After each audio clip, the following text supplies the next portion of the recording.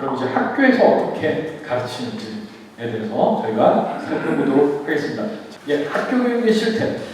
그 유신에 대해서 저희가 이제 객관적으로 좀 봤는데요. 그러면은 제가 돌아본 결론으로는 유신에 대해서 객관적으로 교육하기 위해서는 앞에 있는 이 9가지에 대해서는 적어도 설명을 해줘야지 당연히 유신에 대해서 객관적인 평가가 가능하지 않을까 이런 생각이 들더라고요. 보시면은 북한의 도발 당연하죠, 그렇죠? 지금 이제 설명을 들으셨으니까 이게 얼마나 당연한지 아실 거고, 닉슨 독트린의 문제점. 닉슨 독트린이 겉으로 보기에는 뭐 냉전 시대를 완화시킨 뭐 긍정적인 조치로 보일 수도 있는데 한국과 같은 미국의 아시아의 우반들에게는 이게 청천벽력 같은 소리였다. 간당히 서늘한 조치였다라는 것도 우리가 당연히 알아야 되고요. 그리고 실제로 이 닉슨 독트린 때문에 주한미군 철수했습니다. 반이 철수했고, 그것 때문에 대한민국은 정말 북한이 게릴라전, 막 공비, 무장공비 침투하고 이런 상황에 주한미군이 철수되고 또 휴전선방위를 직접 다해야 되는 그런 절체절명의 순간에 처하게 된 거예요. 그리고 거기에 대해서 당연히 얘기를 해야죠. 유신에 대해서 얘기를 하면. 그리고 대만도 그때까지만 해도 중국 전체를 대표하는 유엔 안전보장이사회의 상임 이사국이었어요. 근데 닉슨 독트린 때문에 그 주인은 박탈당하고 유엔에서 쫓겨납니다. 사실상 설명해야죠. 그리고 월남은 망했습니다. 결국에 여기에 대해서도 설명을 해줘야죠. 또 말씀드린 것처럼 닉슨 독트린 진행할 때 중국은 문한 대혁명의 참상이 자행되던 상황이었고, 그 옆에 있던 캄보디아는, 베트남 옆에 있던 캄보디아는 닉슨 독트린 때문에 킬링 필드가 발생을 했습니다. 그리고 71년도 대선에서 김대중 후보는 대중경제론이라는 걸 주창하면서 무역하지 말자 이런 얘기를 했고, 그런데 유신을 단행한 이후에 대한민국의 중화학공원 한강의 기적이라는 놀라운 경제발전이 이루어졌다는 것에 대해서 종합적인 설명이 있어야지 기본적으로 유신에 대해서 객관적인 평가를 할 수 있겠죠? 그렇죠? 이게 분명히 어떤 면에서 민주주의라는 가치로만 본다면, 기준으로만 본다면 이거는 민주주의의 어떤 후퇴로 볼 수도 분명히 있어요. 그 민주주의를 제한한 조치입니다. 분명히. 그런데 그럼에도 불구하고 유신에 대해서 객관적으로 평가하려면 이런 내용들은 기본적으로 설명이 돼야 되는 거예요. 그런데 이런 설명이 대한민국 교과서에 어떻게 나와 있는지 좀 살펴보도록 하겠습니다. 우선 이게 결론인데요. 결론. 우선 지금 대한민국 교과서가 옛날에는 국가에서 교과서를 하나로 딱 만들었어요. 하나로. 국정교과서라고 합니다. 근데 국정교과서는 국가의 어떤 역사관을 강요하고 주입한다. 이런다고 하면서 거민정 시스템을 도입을 했어요. 거민정 시스템은 뭐냐면은 국가가 어떤 기준만 딱 제시를 해주고 여기에 맞춰서 알아서 회사들이 책을 만들면은 그걸 검토하고 나서 거민정을 딱 해주는 거예요. 국가가. 지금 대한민국에서 고등학교 한국사 교과서는 거민정 시스템입니다. 지금 사실 초등학교도 지금 다 그렇게 올해를 기점으로 해서 거민정 시스템으로 다 돌아섰는데요. 그런데 한국사 교과서가 9개가 있어요. 9개가 있어요. 9개가 있는데 그러니까 이게 제가 이거 진행하면서 되게 부담이 컸다고 하는 게 교과서가 9개나 되는 거예요.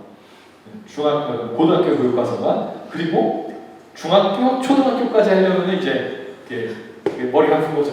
예. 그래서 이제 저는 이 글을 쓸 때 고등학교 교과서만 우선 집중적으로 좀 봤습니다. 집중적으로 봤는데 우선 구종 교과서 모두 유신 당시의 비상 상황, 특히 북한의 도발에 대해서 설명이 거의 없어요. 이게 얼마나 위험한 상황이었는지에 대해서 설명을 제대로 안 합니다. 그냥 북한의 도발이 있었다. 이러고 그냥 넘어가요. 이거 얼마나 위급한 상황이었는지에 대한 제대로 된 설명이 있고, 그리고 닉슨 독트린에 대해서도 냉전 체제가 완화됐다. 전 노래를 설명하고 그냥 띄엄습니다. 구체적으로 설명을 안 해요. 미군 철수, 이게 얼마나 위험한 일이었는지에 대해서도 제대로 설명하는 교과서가 없습니다. 없습니다. 대만이 유엔에서 축출된 거 언급하는 교과서 없어요. 월남 패만 언급하는 교과서 없습니다. 문화대혁명, 킬링필드, 유시가 여기에서 그 설명하는 교과서 없어요. 종속이론에 빠져있던 대중경제로 문제점 지적하는 교과서도 없습니다. 또 유신과 중화공업, 대한민국 경제 고도 발전, 이 대한민국 경제 고도 발전이 유신을 통해서 안정적으로 가능하게 됐다, 이런 설명 당연히 없습니다. 이게 지금 대한민국 교과서의 현실이에요. 좀 자세히 살펴보도록 하겠습니다. 우선 지금 대한민국 교과서 시스템이 검인정 시스템이기 때문에 국가는 지필 기준을 제시합니다. 이게 문재인 정부 때 제시된 기준이에요. 지필 기준인데, 대한민국의 발전이라는 항목에서 근현대사를 하면 그 항목인데, 여기서 이제 그 대한민국의 수립부터 이렇게 다루는데요. 이 대한민국의 발전이라는 항목을 다루면서 보시면 남한 정부와 북한 정권의 수립 과정과 체제적 특징을 비교한다, 이렇게 돼 있고, 요거 보시면요, 민주화 운동은 곧 반독재 투쟁이라는 점에서 독재 체제의 반민주성과 이권 유린 사례를 유명하여 서술한다. 민주화 운동은 반독재 투쟁이다. 독재 체제의 반민주성 그리고 인권 유인 사례를 유명하여 서술한다.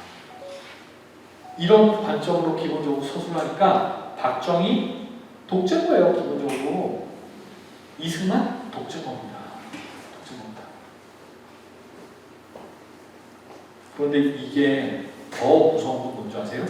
더 무서운 건 뒤에서도 설명드리겠지만, 그래, 이승만도 독재했고 박정희도 독재했어, 김일성도 독재했어, 쌤이야 라는 인식을 주입하게 돼요. 되게 무서운 거예요. 되게 무서운 겁니다. 그래, 김일성 독재했지, 그래, 박정희, 이승만도 독재했잖아, 이렇게 되는 거예요. 저 사실 요거 보면서 사실 저는 소름이 돋았습니다. 뒤에서 다시 한번 설명드릴게요. 교과서가 세습이라는 단어가 빠져. 세습에 대해서도 그 얘기하는 책들이 종종 있긴 해요. 근데 북한의 그 독재에 대해서 얘기할 때, 우리나라는 그냥 한국에서 큰 아줌마 거기는 세습을 했잖아요. 그걸 그 세습에 대해서 설명하는 책들도 많이 있습니다. 근데 상당히 드라이하게 서술을 하고 있어요. 그러면서 사실상 북한도 독재했고 대한민국도 독재했다, 이런 그 관점에서 그 서술을 하고 있습니다. 보면 이게 근데 말이라는 게 아다르고 어다르잖아요, 그렇죠? 정말 이따가도 보여드리겠지만 아다르고 어다른데 교과서가 또 9개나 있고, 고등학교 교과서만. 그러다 보니까 이걸 설명하고 정리하는 게 참 쉽진 않더라고요. 제가 여기 목차를 가져갔는데요, 9개 교과서가 목차가 다 다릅니다. 그런데 전체적인 얼개는 이렇게 돼 있어요. 대한민국의 발전이라는 항목이 보시면은, 그래서 사회부 혁명과 민주화를 위한 노력이라는 장에서 사회부, 5.16, 유신, 그리고 5.18을 다 다룹니다. 그러니까 사회부 혁명과 민주화를 위한 노력, 요 흐름을 보시면 어떤 게 느껴지시나요? 5.18이 핵심인 거예요. 우리가 독재 시대를 거쳐서 민주화를 일으켰다라는 구조로, 민주화를 위한 노력, 사회부 혁명과 민주화를 위한 노력이라는 시스템으로 서술이 되고 있습니다. 서술이 되고 있고, 그리고 5장의 경제성장과 사회문화의 변화라는 항목에서 박정희 정부 경제발전과 그 생활운동 언급이 되는데요. 요게 문제가 뭐냐면요, 유신은 유신대로 독재라고 가르치고 경제 발전은 장을 분리해서 가르치니까 유신과 경제 발전 간의 관계를 기본적으로 이해할 수 없어요. 구조적으로 설명이 부족해요. 그리고 쭉쭉쭉 넘어가다가 8장에 남북 화해와 동아시아 평화를 위한 노력이라는 장인데 여기에서 뭐 닉슨 독수리나 북한의 도발을 좀 더 언급한 것들이 있습니다. 다 그런 건 아니고, 그러니까 이게 목차가 다 똑같지 않아요. 근데 일반적으로 이런 패턴을 보입니다. 넘어갈게요. 그래서 부정교과서 저희가 분석을 해보면요, 유신에 대해서 기본적으로 독재라고 표현을 한 게 5개 정도 있어요. 그리고 그냥 유신 체제라고 표현을 한 게 4개가 있습니다. 그런데 이게 독재라고 표현을 안 한 책들도 보면은 유신이 민주주의를 파괴했다라는 측면에서 강한 부정적인 논조로 기본적으로 다 설명이 되어 있어요. 유신이 대한민국 경제 발전에 어떻게 기여를 했는지에 대해서 제대로 언급하고 있는 책은 하나도 없습니다. 하나도 없습니다. 그리고 여기 유신 독재, 유신 체제 이렇게 나와 있었는데요. 그러니까 올해까지, 그러니까 작년까지 그러니까 초등학교 역사 교과서, 사회 교과서에 역사 파트가 들어가 있었는데요. 초등학교 교과서는 국정이었어요. 국정이었습니다. 국정이었는데 문재인 정권에서 놀라운 일들이 있었어요. 어떤 일들이 있었냐? 그러니까 교과서 만드신 분들은 대한민국 건국이라고 책에 쓰셨거든요. 이게 정부 수립으로 바뀌었습니다.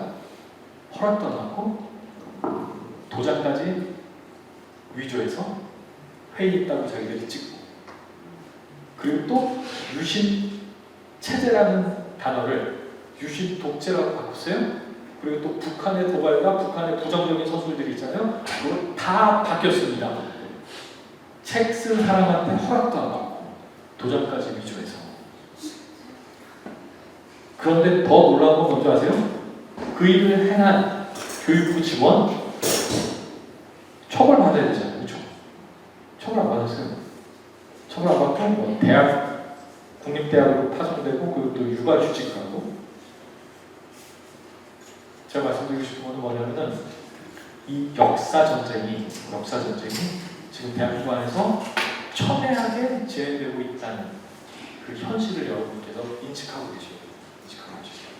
참 감사한 거는 이번에 개정, 그러니까 22년 개정 교육과정, 원래 7년에 한 번씩 교육과정을, 대한민국의 교육과정을 정하는데, 교육과정이 뭐냐면 커리큘럼입니다. 아이들이 교육할 커리큘럼을 7년에 한 번씩 정리를 하거든요. 정리를 하는데 올해는 딱 그때인데, 근데 참 감사하게도, 정말 감사하게도 이건 2015년에도 이런 일은 없었어요. 올해가 돼서야 처음으로 시민단체들이 각성한 시민들이 일어나서 교과서 문제 있다라고 들고 일어나서 지금 문제 제기를 하고 있는 최초의 형국입니다. 최초의 상황이에요, 사실. 저는 사실 눈물 나요. 옛날 같은 경우에는요, 시민단체라고 하는 사람들이 다 좌파들이 자기들끼리 이렇게 공청회나 이런 거 할 때 자기들끼리 가가지고 자기들 입맛에 맞는 교과서를 그냥 딱 통과시켜가지고 이게 시민의 의견이야 라고 하면서 교과서를 그렇게 만들었거든요. 근데 처음으로 저항이 생겼던 거예요. 처음으로. 박성훈 출신.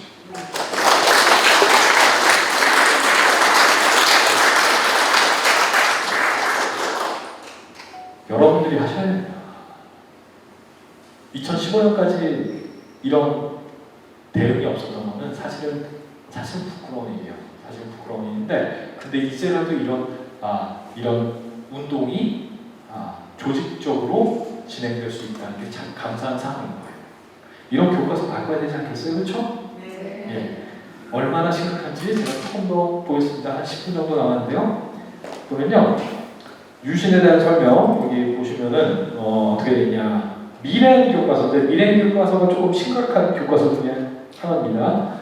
닉슨 독트린으로 냉전 체제가 완화되면서 반공을 앞세운 정권의 기반이 약화됐고 장기 집권과 경기 침체에 대한 국민의 불만도 커졌다.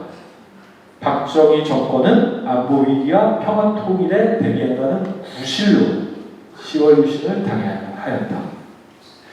이게 단어 하나 선택에도 사실 이렇게 관점이 반영되잖아요.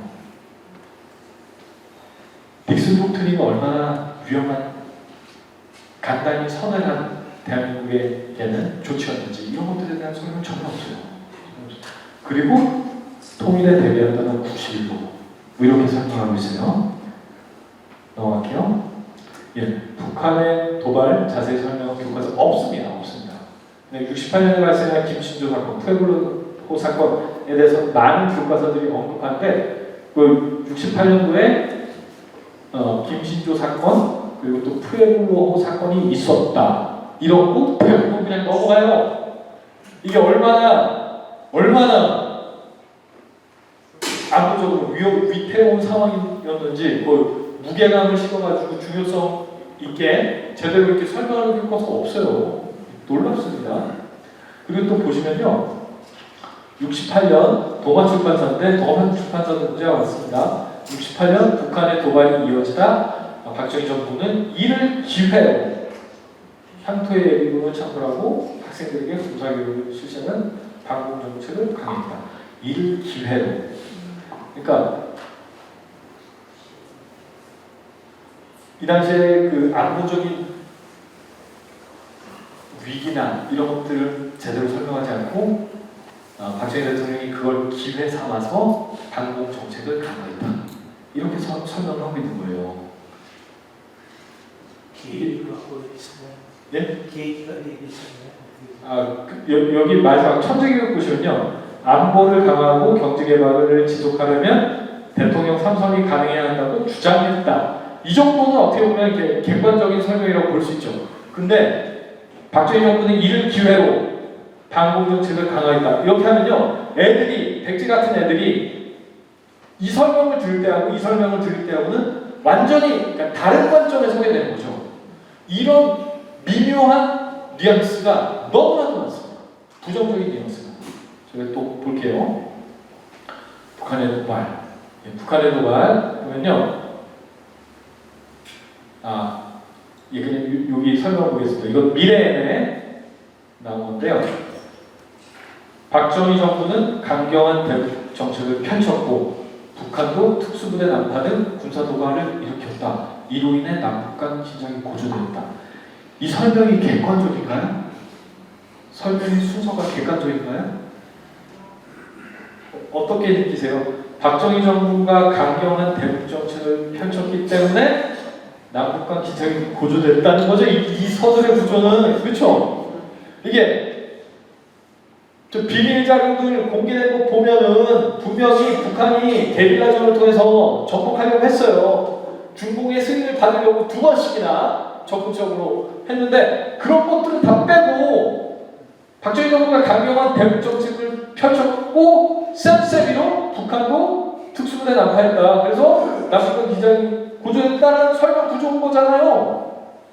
이게 단어들의 선택과 설명의 구조들의 필자의 생각이 반영이 되기 마련인데 유신 자체에 대해서 박정희 대통령 자체에 대해서 부정적인 사상을 가지고 있는 생각을 가지고 있는 분들이 책을 쓰니까 이런 설명 구조가 나온 겁니다. 이게 똑같은 일을 설명할 때도 이렇게 서술이 달라져요. 그러면 이런 설명을 들은 친구들은 기본적으로 어떤 선입견을 갖게 되겠어요? 지금 교과서가 이래요. 닉슨 독트린 대부분 교과서가 긍정적인 것으로 서술을 하고 있는데요. 여기 보시면은 닉슨 독트린에 대한 설명 없이 닉슨 독트린으로 냉전 체제 완화됐다. 뭐 이렇게만 설명하기도 하고 또 어떤 책들은 반공의 명분이 사라져서 반공을 강조한 박정희 정부의 위기감을 줬다. 그런데 닉슨 독트린 이후에도 북한이 계속 도발했거든요. 거기에 대해서 설명하는 책 하나도 없어요. 하나도 없고, 예, 대한민국이 직면한 닉슨 독트린 때문에 대한민국이 직면한 위기 상황에 대해서 설명하는 책 하나도 없습니다. 하나도 없습니다. 리베르 스쿨, 예, 냉전 체제가 완화될 분위기가 형성됐다. 이는 반공을 강조하여 정권을 유지해오던 박정희 정부의 위기감을 안겨주었다. 객관적인 서술인가요? 예, 저는 절대로 그렇게 볼 수 없을 것 같아요. 보세요. 그리고 또 남북의 화해 분위기로 반공의 명분이 사라졌대요. 북한은 막 계속 침략하려고 했는데 거기에 대한 설명은 없고, 그리고 그러니까 박정희 정부는 비상계엄을 선포하고 국회를 해산하는 이른바 10월 20일 단행했다. 예, 베트남에서 미군 철수하고 주한미군 감축했다. 이런 국제관계 변화는 반공을 강조하며 정권을 유지하던 박정희 정부에게 불리하게 작용했다. 상업 설명 없이 냉전이 그냥 완화된 것처럼 설명을 하잖아요. 주한미군 감축이 얼마나 위험했는지, 베트남에서 미군 철수하고 나서 무슨 일이 있었는지에 대한 것들은 설명이 없어요. 넘어갈게요. 예, 69년 닉슨 독트린 발표 후 남북 관계가 개선됐다라고 얘기를 하는데, 남북 회담이 최초로 있긴 했어요. 근데 아까 설명드렸죠. 그 와중에도 75년도에 김일성이 북한 가서 허락받으려고 했다니까요. 중국 갔어요. 중국 가서. 아유, 죄송합니다. 예. 이런 설명 하나도 없고, 미국은 동북아 안정을 위해 박정희 정부의 남북 대화를 권고했다. 뭐 이거는 미국이 권고하기도 했어요. 이런 설명들은 뭐 가능하고, 닉슨 독트린으로 미국의 대정책이 반공해서 평화공존으로 전환하면서 냉전 체제가 완화된다. 완화된다고 볼 수 없다고 제가 누누이 말씀드렸죠. 이런 분위기를 타고 중국이 유엔에 가입해서 안전보장 이사회 상임이 됐고 미중 수교도 이루어졌다. 대만 얘기는 하나도 없어요. 대만 얘기는 하나도 없습니다. 이렇게 설명하면서 중국하고 미국하고 화해했으니까 아름다운 상황이 발생했다 라고 속이는 거죠. 대한민국은 정말 간담이 서늘한 상황인 건데. 네, 주한미군 철수, 리베르 스쿨, 금성출판사, 지학사, 비상교육, 6권의 교과서에는 주한미군 철수에 관한 설명이 하나도 없어요. 하나도 없고, 그리고 어떤 책들에는 리베르 스쿨하고 동아 출판에는 미국이 박정희 인권 탄압을 비판하면서 주한미군을 철수하겠다고 압박했대요. 이걸 왜곡이죠, 사실은. 그래서 인권 탄압에 대해 비판하며 주한미군을 철수하겠다고 박정희 정부를 압박했다. 주한미군 철수하려고 했던 거는 닉슨 독트린 때문이었어요. 처음에 시작된 게. 예, 베트남전에서 발 빼려고 미국이. 이런 설명 없이 그냥 이렇게 설명하는 거예요. 카터가 실제로 이렇게 얘기를 하긴 했습니다. 카터는 박정희 정부가 인권 탄압하니까 주한미군 철수. 근데 그 전에 닉슨 대통령 때 베트남전에서 발 빼려고 주한미군 철수하겠다고 한 게 먼저거든요. 이런 설명 없이 이렇게 설명하는 거예요. 문제가 느껴지시죠? 예, 넘어갈게요. 대만의 추출을 언급하는 교과서 없습니다. 예, 중국 유엔 가입 인정. 예, 안전보장이사회 3위 이사국 승인됐고 미중 수교도 이루어졌다라고 얘기를 하면서 대만 얘기하는 교과서가 없어요. 없어요. 월남패만, 문화대혁명, 킬링필드 없습니다. 하나도 없어요. 하나도 없습니다. 적어도 월남패만 한 거는 있어야 되지 않나요? 그렇죠? 하나도 없어요. 하나도 없어요.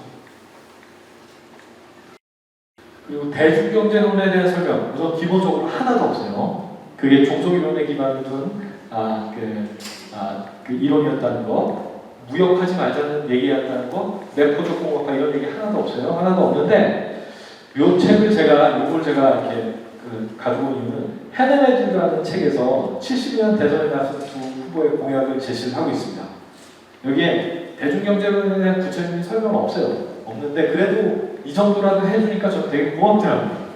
보시면은 통일하고 북한의 침략을 막기 위해서 안보태세를 유지해야 된다. 향토의 예비군 폐지하면 안 된다. 이거 박정희 대통령 주장이었죠. 반대 보시면요. 남북교류 활성화하고 미국, 소련, 중국, 일본을 끌어들여서 한반도 불가침 조약을 요구하여 한반도 평화를 가져오겠다. 말이 돼요 이게? 4개국 안전보장론인데 우리 군대 없어도 된다. 향토 예비군 없어도 된다. 4개국 보장론. 소설을 쓰신 거죠. 소설을. 그 당시 국제정세를 이해하지 못하시고 그리고 조국 군대야 이룩하겠다 이러면서 반대로 이게 대중경제론에 대한 간단한 내용인데 대중경제론의 핵심 그러니까 이게 종속이론의 기반을 좀 무역하지 말자는 내용이었다는 거 내포적 공업화를 추진하겠다는 내용이라는 거는 사실 여기에 제대로 설명이 안 돼 있어요. 근데 이렇게라도 간단하게 설명이 되긴 합니다. 자유경제와 사회주의가 실천되도록 하겠다 뭐 이런 내용으로 설명을 하고 있는데 어쨌거나 대중경제론에 대해서 명확하게 이해를 해야지 유신에 대해서 우리가 이해를 할 수 있는 거예요. 거기에 대해서 우리가 교육을 제대로 해야 됩니다. 시간이 걸리다 때문에 제가 빨리 가겠습니다. 그래서 유신은 중단 없는 전쟁을 위한 것이었습니다. 그런데 이 유신을 통해서 종합국 발전이 가능했다. 여기에 대해서 설명하는 책 하나도 없어요. 하나도 없어요. 넘어가겠습니다. 하나도 없을 뿐만 아니라 그 경제 발전의 부작용에 대한 설명이 아주 많아요. 그리고 9종 교과서 모두 전태일, 열사 다 들어가 있어요. 다 들어가 있어요. 그러니까 노동운동을 상당히 강조하고요. 그 경제 발전의 부작용, 부정적인 측면들 상당히 강조하고 있습니다. 그 경제 발전 한강의 기적을 언급하는 교과서들이 종종 있긴 해요. 근데 그게 유신과 연관돼서 어떻게 가능했는지에 대해서 설명은 없고요. 설명은 없고 모든 교과서들이 경제 발전의 부작용을 상당히 강조해서 가르칩니다. 전태일 9종 교과서에 다 나와 있어요. 예, 그래서 이게 소결 처음에 제가 설명을 드린 거고요. 이제 아까 말씀드린 것처럼 민주화는 반독재 투쟁이다라는 틀로 교육을 하니까 이승만, 박정희는 독재자가 되는 겁니다. 더 큰 문제는 북한의 독재와 등치시켜버려요. 등치시켜가지고 그래 북한도 독재했고 남한도 독재했어 이렇게 만들어버립니다. 저희 이 인식 구조가 교과서 전체에 깔려 있어요. 저는 이게 상당히 걱정이 많이 되더라고요. 보시면은 그리고 또 보시면요 동아출판서 북한의 남침으로 시작된 6.25 전쟁 무력의 통일이 얼마나 무모한 것인지 일깨워졌다. 그럼에도 불구하고 이승만과 김일성은 남북한의 적대적 긴장 관계를 장기 독재에 이용했다. 이렇게 갈게요 지금. 예, 그리고 북한의 정치범 수용소 9종 교과서 중에 언급하는 교과서가 딱 하나 있습니다. 예, 이 세 줄이 전부예요. 그것도 세 줄 전부입니다. 시간과 잠깐 넘어갈게요. 그리고 인혁당 사건 이게 유신을 위해서 그리고 또 한일 회담을 저지하기 위해서 인혁당 사건을 조작했다라고 대부분의 교과서가 설명하고 있어요. 근데 인혁당 사건 얘기하려면 통역당 사건 아시죠? 실제 북한하고 연결해서 그 얘기해야죠. 실제로 그런 일들이 일어나고 있었던 상황이었는데 그런 시대적인 맥락을 딱 빼버리고 인혁당 사건 조작했다. 여기 이강호 선배님께서는 인혁당 사건도 조작된 거 아니라고 운동권 그 비밀교육 받을 때 그렇게 말씀하셨는데 하여튼 그러니까 북한의 무력 도발, 간첩 파견, 지하 경제 이런 일들이 기승하던 시대적 상황과 배경을 딱 빼놓고 이렇게 설명해버리면은 학생들 균형 있는 사고는 불가능해버리죠. 그리고 아이들 바보 만드는 겁니다. 이런 교육을 통해서. 예. 그리고 보면요. 그러니까 유신의 배경과 맥락에 대한 적절한 설명 없이 민주화를 강조하는 교육을 하게 되면 결국에는 학생들의 맹목적인 분노만 조장하게 되는 건데요. 여기 한번 보시죠. 여기 딱 보시면요. 국민의 기본권을 제한하는 긴급조치라고 하면서 긴급조치를 비판하는 글을 써보자. 네, 이렇게 하고 있어요. 또 넘어가면요. 역사적 사실을 토대로 민주화의 열망을 담은 보고서를 작성해 보세요. 라고 하면서 그 타는 목마름으로 일어서다. 그 김지아 시인의 시 제목이죠. 근데 김지아 시인이 민주화운동 하다가 감옥 갔을 때 같이 민주화운동 하는 사람들이 너 자살해라. 뭐 이런 얘기는 없어요. 김지아 시인이 왜 이게 정신병 나셨는지 알고 계시죠?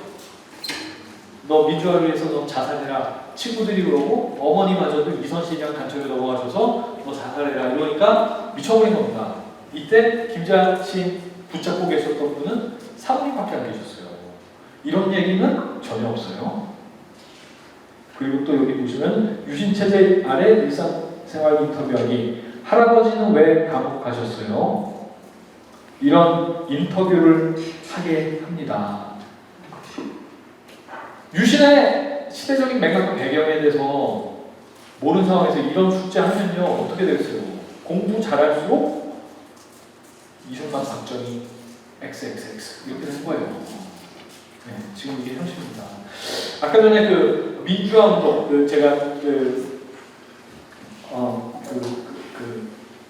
집필 기준 보여드렸잖아요. 저 그 집필 기준을 보면서 사실 되게 걱정이 많이 됐던 게 통일전선 전술 말씀드렸죠. 북한과 또 남한에 있는 주사파 운동권의 통일전선 전술의 기본적인 전략이 자민통이었습니다.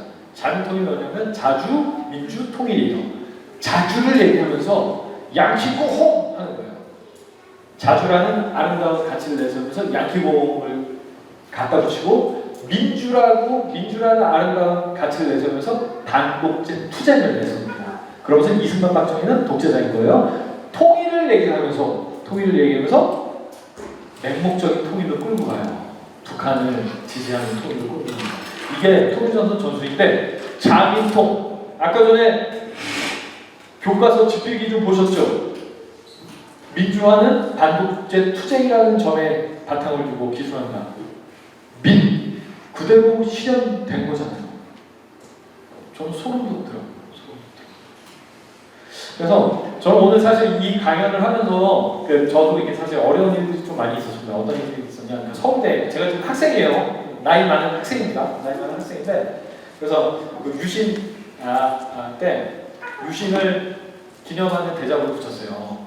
이게 유신이 박정희 대통령의 가장 큰 과인가 아니면 공인가 라는 글을 썼는데 이 대작을 쓰고 트루스포럼을 지지하신다는 분이 연락을 주셨습니다. 연락을 주셔가지고 이 대작을 철회해라. 철회하지 않으면 트루스포럼에 대한 지지를 철회하겠다. 그리고 다른 사람들에게도 트루스포럼 더 이상 지지하지 못하도록 하겠다. 이런 말씀을 하시더라고요. 참 가슴이 아팠어요. 박정희 대통령 경제발전한 거는 인정하겠는데 박정희 대통령의 유신을 이렇게 미화하면 안 된다. 뭐 이런 말씀을 하시는 거예요. 근데 말씀드린 것처럼 유신의 시대적 맥락과 배경을 돌아봤습니다. 그리고 또 유신이라는 게 대한민국의 경제 발전과 뗄래야 뗄 수 없는 관계에 있거든요. 그런 관계들을 보면은 유신에 대해서도 우리가 그 모든 전체적인 맥락을 가지고 종합적으로 평가하는 것이 당연하다고밖에 볼 수가 없거든요. 그런데 유신에 대해서는 트루스포럼을 지지하신다고까지 말씀하시는 분들 중에서도 이 거부감이 상당히 강하시더라고요. 이게 현실입니다. 이게 현실인데 그럼에도 불구하고 그분께서 그렇게 말씀하셨지만 저는 그 유신 체제에 대한 객관적인 평가, 객관적인 평가를 보면은 대한민국 역사 발전 안에서 긍정적인 평가를 할 수밖에 없을 것 같아요. 그래서 지금 앞에 있는 글이 제가 대자보에서 마지막 문단을 쓴 글인데 요걸 읽고 제가 마치도록 하겠습니다. 민주화는 국가가 존립해야 가능한 것이다. 그리고 산업 없는 민주화는 허상이다. 민이 나라의 주인이 되기 위해서는 나라가 존재해야 되고 민의 경제적 기반과 경제적 자유가 보장되어야 한다. 당연한 거죠. 그렇죠? 유신은 자유대한의 존립을 가능하게 한 결단이었고 가난을 추락하고 한강의 기적을 낳았다. 박정희가 추진한 정부주도 경제 개발은 사회주의 계획경제와는 달리 민의 경제적 기반과 자유 확장이다. 이 말씀 여러분들께서 이해하시는 게 중요합니다. 사회주의자, 나는 사회주의자라고 주장하시는 분들 중에는 어떤 분들은 박정희 대통령은 사회주의자다. 라고 하면서 자기 편으로 은근슬쩍 이렇게 끌고 가시는 분들이 계세요. 박정희 대통령이 남로당에 가입하지 않았냐, 그리고 뭐 박정희 대통령의 그 건강보험 제도 이런 것들 다 사실 사회주의적인 거야 라고 얘기하면서 박정희 대통령을 사회주의자라고 만드는데 여러분께서 정신을 바짝 차리셔야 된다. 왜냐면은 박정희 대통령의 경제개발 정책은요 사회주의 경제체제하고 시스템이 완전히 달라요. 사회주의 계획경제는 누가 부자가 되나요? 국가가 부자가 되는 거예요. 근데 박정희 대통령의 경제개발 정책을 통해서 누가 부유해졌습니까? 국민이에요. 그게 근본적인 차이입니다. 근본적인 차이. 여러분들께서 명확하게 하셔야 돼요. 아시겠어요? 네. 그런 점에서 대한민국의 실질적 민주화는 역설적으로 형식적 민주주의를 파괴한 유신을 통해 가능했다. 이를 이해하는 것이 보다 성숙하고 건강한 민주주의로 나가는 길이다. 한강의 기적은 유신을 통해 가능했다. 유신이 없었다면 한강의 기적은 없다. 대한민국이 없어졌을지도 모를 일입니다. 감사합니다.